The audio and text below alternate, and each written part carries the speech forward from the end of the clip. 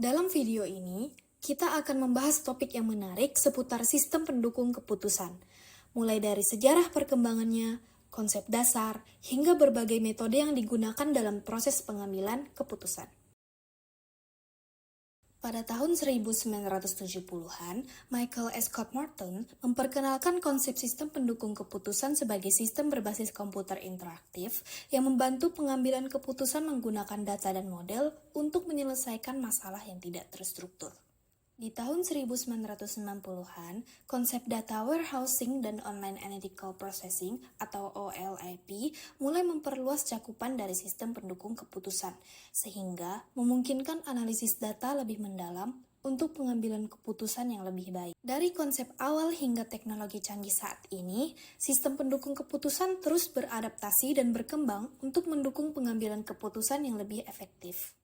Sekarang kita udah tahu gimana perjalanan sejarahnya. Tapi pernah nggak kepikiran, sebelum ada sistem secanggih ini, gimana sih orang-orang ngambil keputusan? Nah, biar makin jelas, kita bahas dari awal dulu. Apa sih sebenarnya yang dimaksud dengan keputusan? Keputusan adalah tindakan yang kita pilih untuk mencapai tujuan tertentu, dapat dilakukan dengan sadar ataupun tidak. Misalnya saat kamu memutuskan untuk bangun pagi atau tidur lagi, itu juga keputusan. Lalu proses dibaliknya, lingkungan kognisi membentuk cara kita berpikir dan mempengaruhi motivasi. Dari situ, muncul proses berpikir yang mengarahkan kita pada pilihan tindakan, yang kemudian menghasilkan konsekuensi dari keputusan tersebut. Jadi, keputusan bukan cuma soal memilih, tapi juga soal memahami konsekuensinya.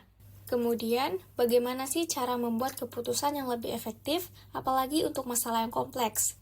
Nah, disinilah sistem pendukung keputusan berperan.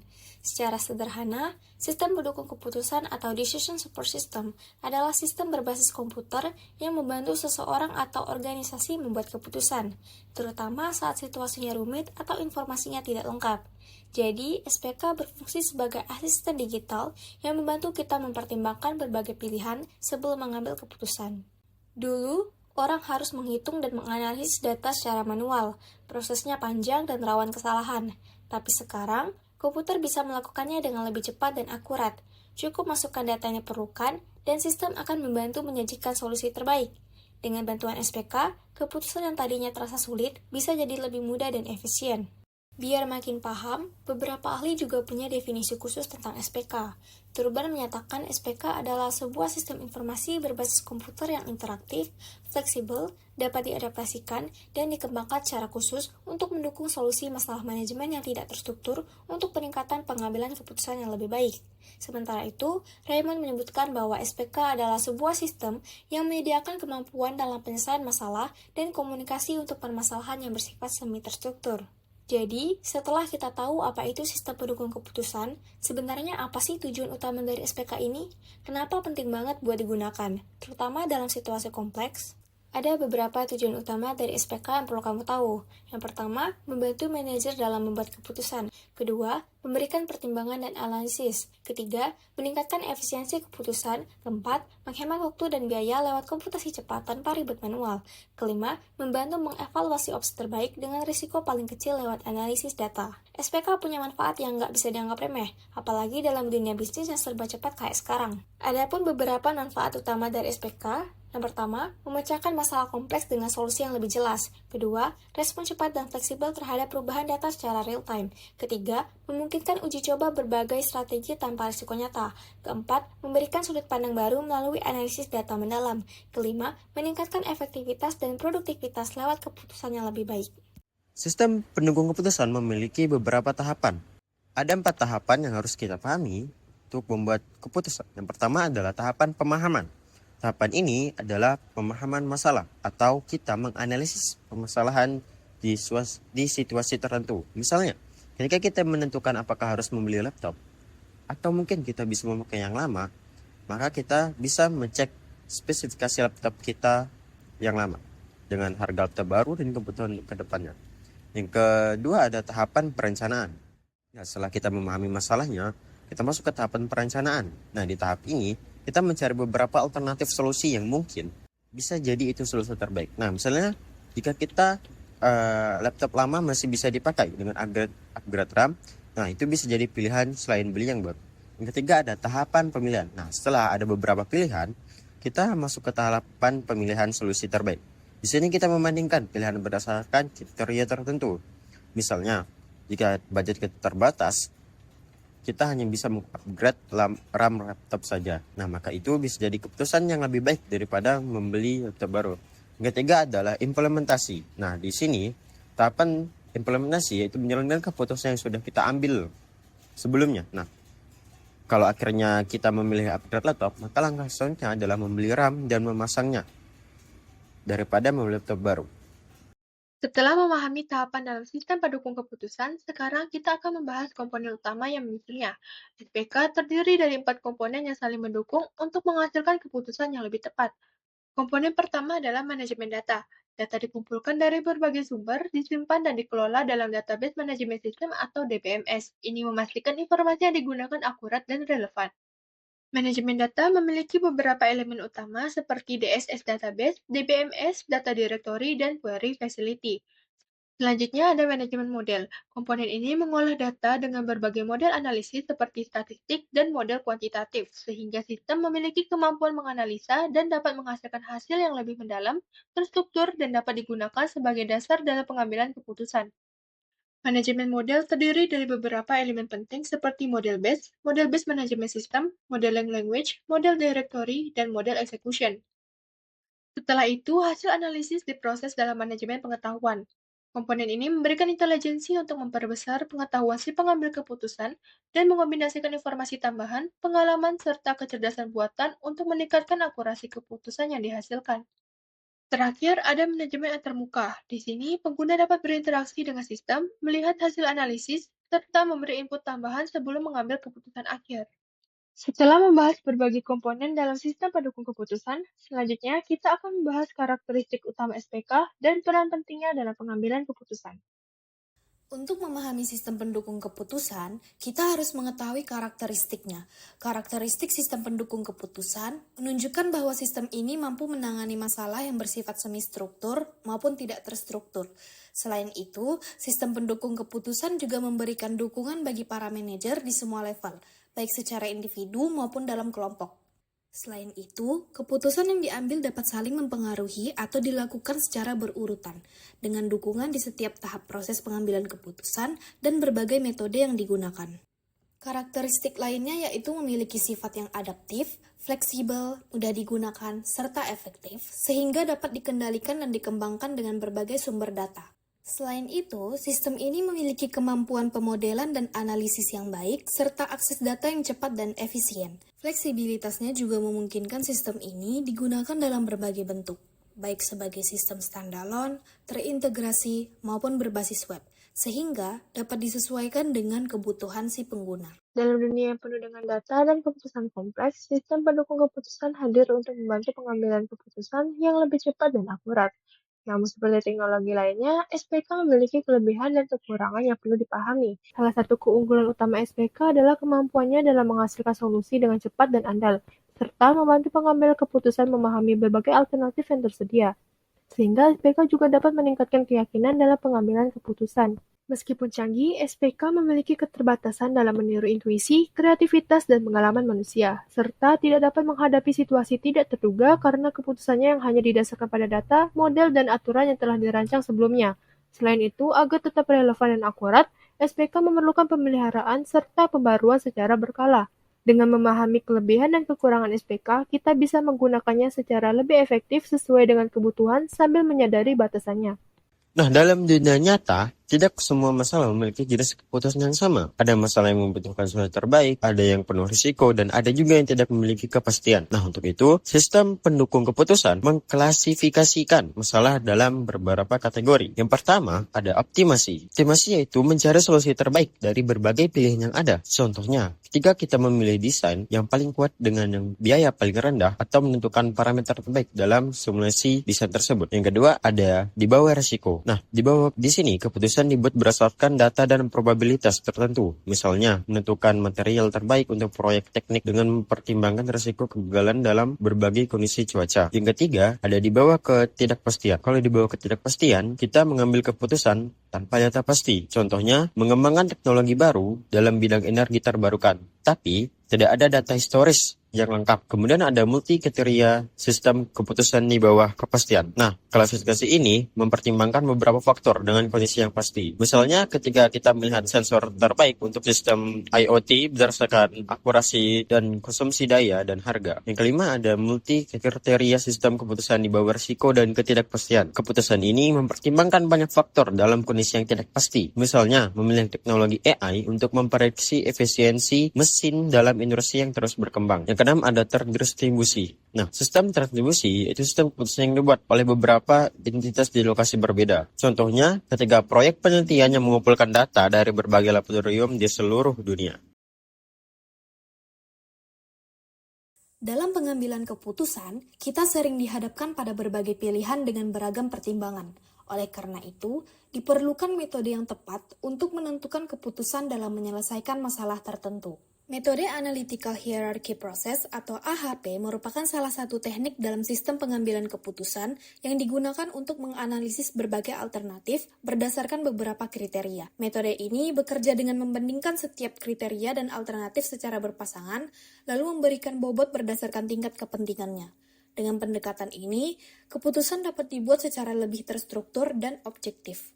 Setiap metode tentu memiliki keunggulan dan kelemahan. AHP memiliki beberapa keunggulan yang membuatnya efektif dalam pengambilan keputusan, yaitu mampu menangani masalah kompleks dengan membaginya ke dalam hierarki, memungkinkan perbandingan langsung antar kriteria, serta membantu proses pengambilan keputusan menjadi lebih terstruktur. Namun, metode ini juga memiliki kelemahan, seperti tingkat subjektivitas yang tinggi karena bergantung pada persepsi manusia, potensi kesulitan jika terjadi banyak variabel yang dibandingkan, serta membutuhkan konsistensi dalam penilaian agar hasilnya tetap akurat. Untuk memahami cara kerja metode ini, kita akan melihat contoh kasus seorang mahasiswa yang akan membeli laptop untuk menunjang kuliahnya. Dalam memilih laptop, ia mempertimbangkan 3 kriteria utama, yaitu harga, spesifikasi, dan daya tahan baterai. Terdapat 3 pilihan laptop yang menjadi alternatif, yaitu laptop A, laptop B, dan laptop C. Langkah pertama dalam metode AHP adalah menentukan bobot masing-masing kriteria berdasarkan tingkat kepentingan.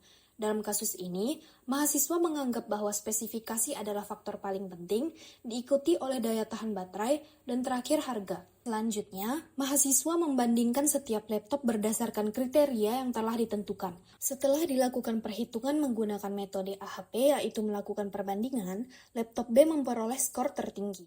Dalam pengambilan keputusan, kita sering menghadapi banyak alternatif dengan berbagai kriteria. Metode Simple Additive Weighting atau SAW membantu memilih alternatif terbaik dengan menjumlahkan nilai kinerja yang telah diberi bobot sesuai tingkat kepentingannya, lalu meranking hasil akhirnya. Dalam metode SAW, setiap kriteria akan dikategorikan menjadi 2, yaitu benefit dan cost. Benefit atau kriteria keuntungan semakin tinggi nilainya, maka akan semakin baik. Sementara cost atau kriteria biaya, semakin rendah nilainya, maka akan semakin baik. Nah, dalam proses pencarian alternatif terbaik, ada 5 langkah utama yang harus dilakukan, yaitu menentukan alternatif dan kriteria, memberi bobot pada setiap kriteria, melakukan normalisasi, menghitung nilai akhir setiap alternatif, dan menentukan alternatif terbaik dengan nilai tertinggi. Sebelum kita melihat contoh penerapannya, mari kita bahas apa saja kelebihan dan kekurangan metode SAW ini. Metode SAW memiliki beberapa keunggulan yang membuatnya banyak digunakan dalam sistem pendukung keputusan, seperti mudah diterapkan dan transparan dalam penilaian, mampu menyeleksi alternatif terbaik berdasarkan perakiraan bobot, dan memiliki hasil yang lebih akurat. Meskipun memiliki banyak kelebihan, metode SAW juga memiliki beberapa keterbatasan yang perlu diperhatikan, seperti terbatas pada pembobotan lokal, bergantung pada perhitungan Krebs atau fusi, dan sensitif terhadap perubahan skala. Untuk memahami bagaimana metode SAW bekerja, mari kita lihat contoh kasus berikut. Seorang mahasiswa ingin memilih tempat belajar yang paling nyaman. Ia mempertimbangkan 3 kriteria utama, ketenangan, ketersediaan Wi-Fi, dan jarak lokasi. Mahasiswa tersebut memiliki 3 pilihan alternatif, yaitu perpustakaan, kafe, dan kos teman. Untuk mempermudah perbandingan, mahasiswa memberikan skor dalam skala 1 hingga 5, di mana untuk kriteria benefit seperti ketenangan dan Wi-Fi, nilai 1 berarti sangat buruk dan 5 berarti sangat baik. Sedangkan untuk kriteria kos seperti jarak lokasi, nilai 1 berarti sangat baik dan 5 berarti sangat buruk. Perpustakaan sebagai alternatif pertama memiliki suasana yang sangat tenang, Wi-Fi yang baik, dan jarak lokasi yang cukup jauh. Kemudian kafe dengan suasana sedikit berisik, Wi-Fi yang sangat baik, dan jarak yang jauh. Terakhir, kos teman memiliki suasana tenang, Wi-Fi yang standar, dan jarak lokasi yang sangat dekat. Dalam kasus ini, mahasiswa menganggap bahwa ketenangan adalah faktor paling penting sehingga diberi bobot 40%, diikuti oleh ketersediaan Wi-Fi 35% dan jarak 25%. Setelah dilakukan tahap normalisasi, perhitungan dan perakiraan nilai akhir, didapatkan bahwa Kosteman memiliki nilai akhir tertinggi yaitu 0,78, menjadikannya sebagai pilihan terbaik. Dengan demikian, berdasarkan metode SAW, Kosteman adalah pilihan terbaik untuk belajar. Berikutnya ada metode TOPSIS. TOPSIS merupakan suatu metode pengambilan keputusan multikriteria. Nah, TOPSIS menganut prinsip bahwa alternatif yang terpilih harus mempunyai jarak terdekat dari solusi ideal positif dan jarak terpanjang atau terjauh dari solusi ideal negatif dari sudut pandang geometris dengan menggunakan suatu jarak Euclidean atau jarak antara kedua titik. Nah, untuk menentukan besaran kedekatan relatif dari suatu alternatif dengan solusi yang optimal. Nah, solusi ideal positif diartikan sebagai jumlah dari seluruh nilai terbaik yang dicapai untuk setiap atribut. Sedangkan solusi negatif ideal terdiri dari seluruh nilai terburuk yang dicapai untuk setiap atribut. Nah, TOPSIS juga mempertimbangkan keduanya, antara jarak solusi ideal positif dan jarak solusi ideal negatif, dengan mengambil kedekatan relatif terhadap solusi ideal positif. Berdasarkan perbandingan yang diambil dari jarak relatifnya, susunan prioritas alternatif dapat dicapai. Metode ini cocok digunakan untuk menyelesaikan suatu pengambilan keputusan secara praktis. Metode TOPSIS memiliki beberapa kelebihan. Yang pertama, konsepnya yang sederhana dan mudah dipahami. Yang kedua, komputasinya sangat efisien. Yang ketiga, memiliki kemampuan yang jarang dimiliki metode lain. Contohnya, mengukur kinerja relatif dari alternatif-alternatif keputusan dalam bentuk yang sederhana. Dapat digunakan sebagai metode pengambilan keputusan yang paling cepat. Contoh sederhana dari metode TOPSIS ialah ketika mahasiswa bingung ingin membeli laptop dengan mempertimbangkan harga, kapasitas RAM, daya tahan baterai, dan kualitas layar. Nah, ada 3 pilihan laptop. Yang pertama, laptop A, murah, RAM-nya besar, baterainya tahan lama, namun layarnya standar. Yang kedua ada laptop B, harga sedang, RAM yang cukup, baterai standar, dan layarnya berkualitas tinggi.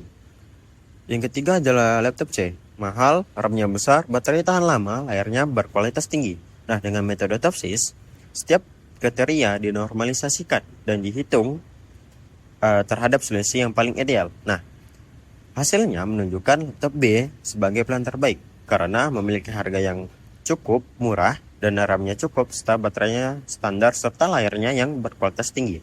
Nah, karena memiliki keseimbangan terbaik antara harga dan spesifikasi, maka laptop B menjadi pilihan yang terbaik. Nah, setelah tadi kita bahas metode TOPSIS, sekarang kita masuk ke metode yang terakhir, yaitu SMART. SMART atau Simple Multi-Attribute Rating Technique adalah metode pengambilan keputusan multi-atribut yang dikembangkan oleh Edwards pada tahun 1971. Metode ini awalnya dirancang untuk menyederhanakan penerapan multi-attribute utility theory supaya lebih mudah diaplikasikan dalam pengambilan keputusan sehari-hari maupun di dunia bisnis. Caranya sederhana. Yang pertama, tentukan kriteria atau atribut yang dianggap penting. Kedua, beri bobot pada tiap atribut sesuai tingkat kepentingannya, biasanya dalam skala 0 sampai 1. Ketiga, nilai setiap alternatif berdasarkan kriteria tersebut. Yang keempat, kalikan nilai atribut dengan bobotnya, lalu jumlahkan hasilnya. Alternatif dengan skor tertinggi jadi pilihan terbaik. Sekarang kita bahas apa aja kelebihan dan kekurangannya. Metode SMART mudah dipahami dan digunakan. SMART juga fleksibel, cepat, dan dapat diterapkan dalam berbagai situasi. Prosesnya transparan dan mudah dilacak, serta memiliki stabilitas yang baik karena penambahan atau pengurangan alternatif tidak langsung mempengaruhi hasil keputusan. Metode SMART juga memiliki beberapa kekurangan yang perlu diperhatikan dalam penerapannya. SMART kurang efektif untuk kasus kompleks karena tidak mempertimbangkan hubungan antar atribut. Hasilnya juga sensitif terhadap bobot, sehingga keputusan bisa bias jika bobot tidak objektif.